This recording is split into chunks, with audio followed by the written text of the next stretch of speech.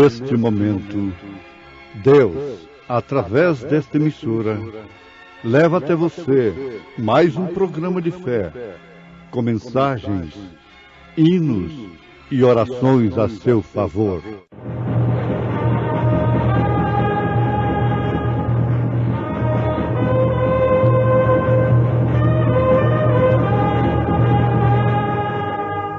Fé para vencer. Somente crer, somente crer, tudo é possível, somente crer. Porque este é o amor de Deus, que guardemos os seus mandamentos. E os seus mandamentos não são pesados. Tal qual estou, eis-me, Senhor, pois o teu sangue herido verteste pelo pecador, ó Salvador, me achego a ti, tal qual estou sem esperar que possa a vida melhorar. Em ti só quero confiar, ó Salvador, me achego a ti, tal qual estou e sem poder, as faltas podes preencher, e tudo quanto me é mister, ó Salvador, me achego a ti,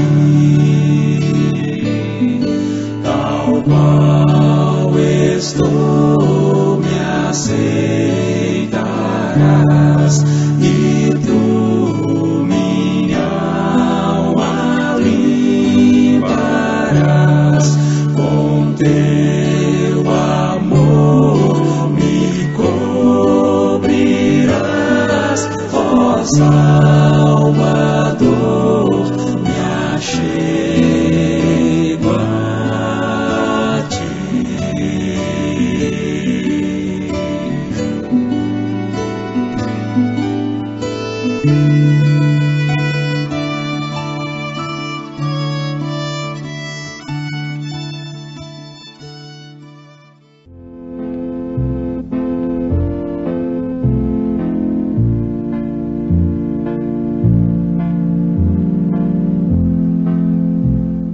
Porque este é o amor de Deus, a caridade de Deus, que guardemos os seus mandamentos. E os seus mandamentos não são pesados. 1 João capítulo 5, versículo 3. Jesus disse: Tomai sobre vós o meu jugo e aprendei de mim, que sou manso e humilde de coração, e encontrareis descanso para as vossas almas, porque o meu jugo é suave e o meu fardo é leve. Amados ouvintes, quando o homem, a mulher, é genuinamente salvo, isto é manifestado através da sua gratidão a Deus, porque a quem mais é perdoado, mais é agradecido. A obediência do cristão verdadeiro não é simplesmente por causa de uma exigência de Deus, não é por medo de Deus, mas sim por gratidão, por amor, porque aquilo se torna próprio da pessoa. Obedecer a palavra, pautar a sua vida pela palavra de Deus. João, o apóstolo São João, entendia o que era amar a Deus. Por isso ele pôde recomendar o amor. Ele foi aquele grande apóstolo do amor, que certamente se deu conta quando a igreja começou a perder aquele primeiro amor de Deus. Agora, quando ele escreveu essa carta, ele já tinha voltado da ilha de Patmos. E ele não veio subindo em plataformas, atraindo multidões para si, para contar o que viu na ilha de Patmos como se fosse um herói, um salvador, porque esteve preso e foi solto. E não morreu na ilha, não morreu dentro de um tacho de azeite, esteve ali dentro com azeite fervendo por 24 horas. Já pensou se um pregador deste de hoje fosse lançado num tacho de azeite fervendo e durante 24 horas não morresse? O que se tornaria esse homem para o público, hein? Especialmente se ele não pregasse contra o pecado, se ele não mandasse obedecer a palavra, se tornaria um ídolo verdadeiro. E as multidões acompanhavam-no. Dando-lhe bastante dinheiro, ele faria muitas construções e muitas grandes obras para Deus, não é? Sempre para Deus. Mas aqui está, amados. João conhecia, entendia o que era amar a Deus e provou com sua vida o que era amar a Deus sobre todas as coisas. E ele, como sabia o que era amar a Deus, se deu conta. É lamentável. Naturalmente, ele lamentou muito isto, porque ele havia chorado lá na ilha de Patmos quando ele viu o livro selado, e que ninguém podia nem sequer olhar para o livro. Mas logo foi consolado pelo ancião, lhe dizendo: não chore, João, porque o leão da tribo de Judá venceu para abrir o livro. E quando ele olhou, ele viu um cordeiro com 7 pontas, um cordeiro sangrento. Então ele conhecia todo aquele sacrifício. Ele havia recostado no seio de Jesus, mas havia também visto lá na cruz aquilo que ele viu no Apocalipse. Ouviu no Apocalipse aquilo que ele viu na cruz. Uma revelação do Calvário, do Cordeiro sangrento. Prestemos atenção. Ele deu conta de que a igreja estava começando a perder aquele primeiro amor. E por isto, ele recomendou, porque este é o amor de Deus, que guardemos seus mandamentos, isto é, sua palavra. Recordar a obra de Deus no Espírito, quando homens e mulheres se vestiam como cristãos, assistiam à igreja porque amavam o Senhor, não simplesmente por um ritualismo religioso, não simplesmente por uma tradição. recordar uma igreja que orava toda noite, que pregava nas ruas e não tinha vergonha das manifestações do Espírito. Deixavam suas igrejas mortas, os crentes deixavam suas denominações mortas e adoravam a Deus, passavam para a vida deixando os mortos sepultar os seus mortos e passavam a adorar a Deus em lugares e em edifícios de armazéns velhos. Eles tinham a verdade. E não importa o lugar, não importava a eles o lugar, se fosse no ar livre, debaixo de uma árvore, debaixo de uma ponte, nas catacumbas, não importa onde fosse. Eles amavam a Deus sobre todas as aparências humanas, sobre todos os bens materiais, porque antes eles já tinham sido espoliados, deserdados, confiscados seus bens. O amor de Deus era mostrado desta forma. Porém, não tardou muito tempo, quando começaram a ter ajudas suficiente para construírem magníficas igrejas novas, pondo corais adestrados tecnicamente, ao invés da igreja cantar a Deus por si mesmos um hino de louvor. Sim, puseram tantas coisas, organizaram, infiltraram tantas coisas que nunca houve na primeira igreja, nunca houve naquela igreja que João viu nascer.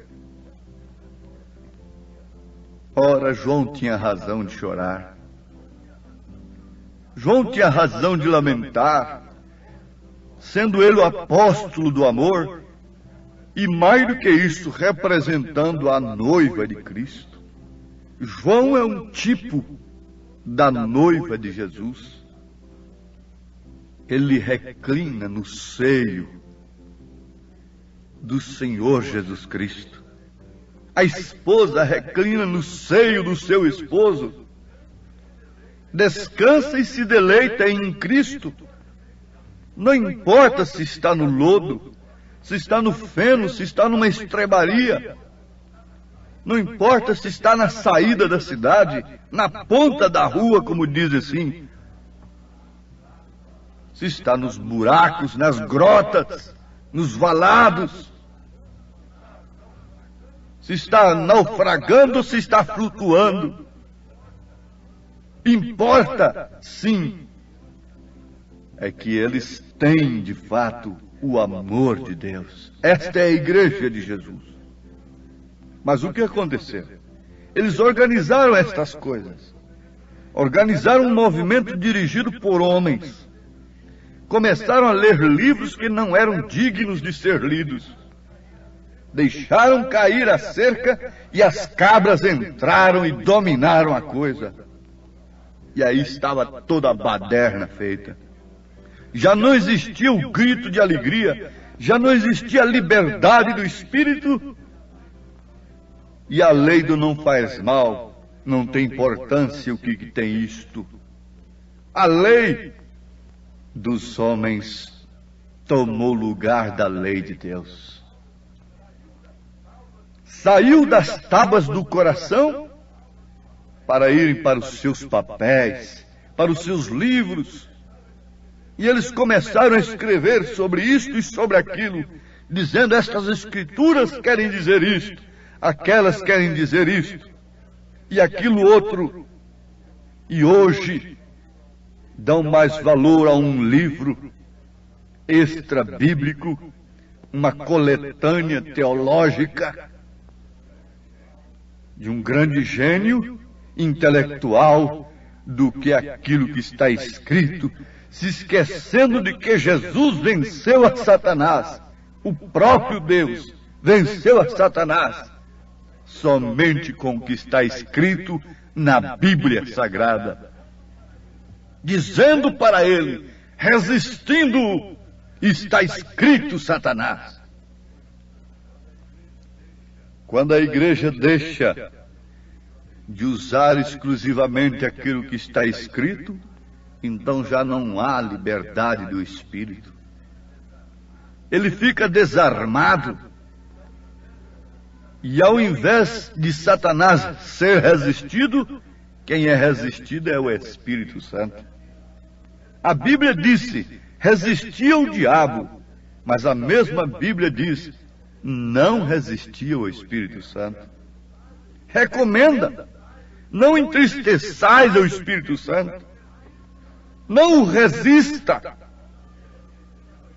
E resisti-lo é justamente desarmá-lo, introduzindo em seus corações, em suas mentes, ó filhos de Deus, aquilo que os homens dizem, ao invés de crerem, se agarrarem, como entre a vida e a morte, naquilo que Deus diz. Por isso, o que aconteceu? A igreja ficou apenas com uma forma. O fogo havia se extinguido, e o negrume das cinzas cobria tudo o que restava.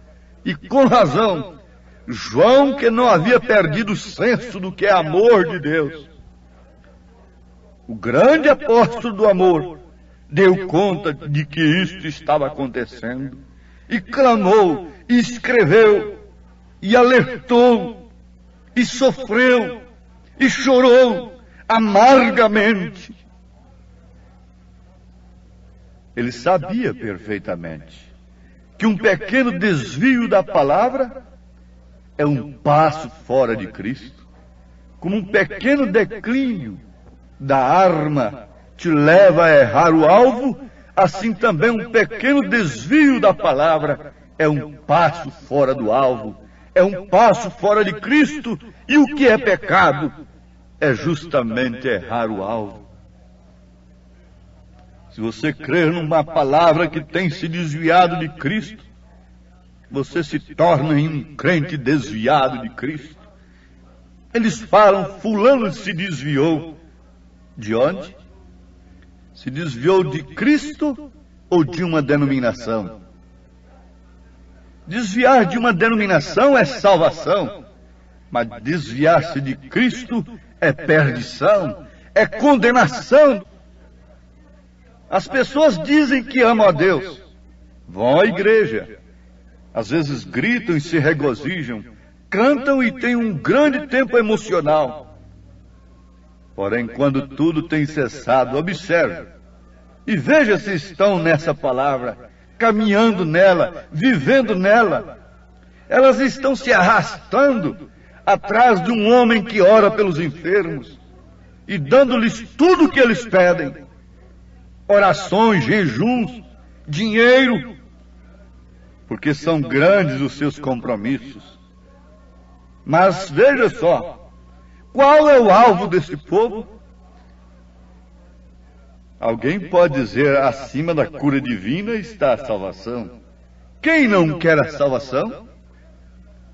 Mesmo Satanás a desejaria, se pudesse obtê-la. Mas a salvação só tem um caminho, só tem um meio de conquistá-la, de alcançá-la. E esta é pela palavra de Deus.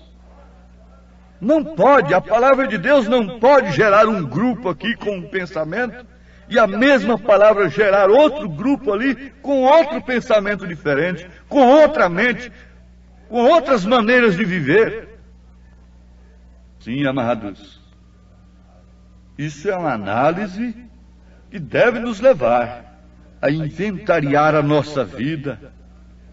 Quando um chefe de família, tendo algumas coisas, fazendas, propriedades, riquezas, morre, o problema da família não é propriamente mais a morte do saudoso papai, mas sim é o inventário. É um inventário para saber o que toca para cada um. Inventarie. Ele já morreu na cruz. Ele deu sua vida. E veja no inventário o que tem tocado para você. É simplesmente uma irrisória parte de cura divina? Essa é sua herança? É uma irrisória parte de um evangelho moderno que simplesmente contém a palavra de Deus, ao invés de ser a palavra de Deus? Você está sendo lesado, você está sendo lesada. Constitua um advogado, ele próprio, aquele que morreu, ressuscitou e voltou para a sua igreja para testificar dentro dela que ele foi morto. O testamento tem valor e é seu, tudo que é dele. Você é co-herdeiro com Cristo, o Paráclito divino, o advogado, o Espírito Santo testifica dentro de você que toda a palavra de Deus é sua, porque todo o reino de Deus te pertence. O que pertence ao esposo pertence à esposa. Ele é o esposo e ele disse: todo poder me é dado nos céus e na terra. E se foi dado todo poder a ele nos céus e na terra, nos céus está ali na intercessão, na terra está na sua igreja. É ela quem tem o poder de Deus, é ela quem é sustentada por ele. Somente ela pode morrer como ele morreu. Somente ela pode viver como ele viveu. Somente ela pode ressuscitar como ele ressuscitou. Porque somente ela o ama de coração. Somente ela o tem em seu coração, em sua vida, e o manifesta para o mundo. Como ele disse: vós sois a luz do mundo. Vós sois o sal da terra. A igreja de Jesus arde na ferida do pecador. Ela é o sal e não é sal insípido, pisada pelos pavores humanos, pisada, subornada pelos homens. Não e não. Você é co-herdeiro com Cristo. Por isso você o ama, você sabe o que possui. Ele não se dobrou diante de Satanás, porque ele sabia perfeitamente o que ele possuía. Quando o homem sabe o que possui, ele não entrega aquilo por bacatelas, por coisas inferiores. Ele vende tudo que tem quando ele encontra um tesouro. E Jesus disse: onde está o seu tesouro, também está o seu coração, está o seu amor, está a sua vida. O amor de Deus é singular, ninguém jamais pode explicar. É bem mais vasto que o escarcéu, é mais sublime além do véu. A nossos pais que transgrediram, Deus prometeu Jesus. Que amor. Que o Senhor da glória, o Rei eterno, possa pelo seu Espírito, pelo Espírito Santo da graça, autenticar esta palavra no seu coração e te lembrar que você não é pobre, você não é paupérrimo, você não é um miserável, mas você é um co-herdeiro com Cristo. Por isso o seu amor está em Cristo, a sua vida está em Jesus, no reino dos céus. Diga amém no seu coração. Você é uma filha de Deus, um filho de Deus, que ama o seu Pai com manifestação de sua vida. Amém.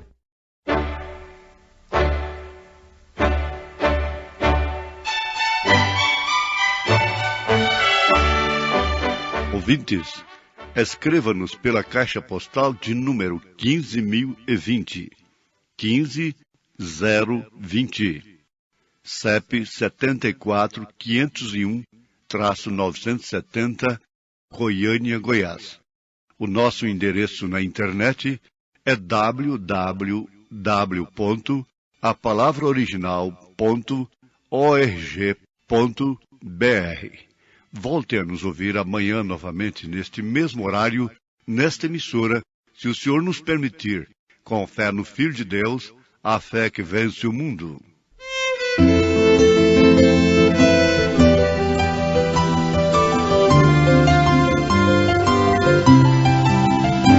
Qual adorno desta vida é o amor, é o amor. A alegria é concedida pelo amor, pelo amor. É benigno, é paciente, não se torna maldizente, não se torna maldizente. Este meio amor com suspeitas não se alcança. Doce amor, doce amor. Onde houver desconfiança, ai do amor, pois mostremos tolerância, muitas vezes arrogância, muitas vezes arrogância, puxa e mata o amor, ainda quando for custoso. Nutre o amor, nutre o amor, ao irado e ao muito furioso. Mostre amor, mostre amor, não te des por insultado, mas responde com agrado, mas responde com agrado. Vence pelo amor, não te irrites, mas tolera com amor, com amor. Tudo sofre, tudo espera pelo amor, pelo amor. Desavenças e rancores não convém a pecadores, não convém a pecadores, salvos pelo amor.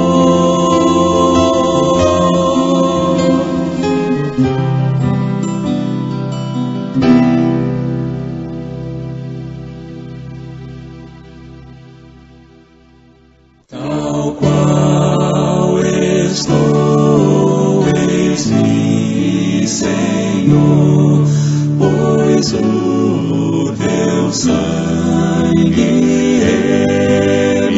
remidor verteste pelo pecador, ó Salvador, me achego a ti. Tal qual estou sem esperar que possa vir a melhorar, em ti só quero confiar, ó Salvador, me achego a ti. Tal qual estou e sem poder, as faltas podes preencher, e tudo quanto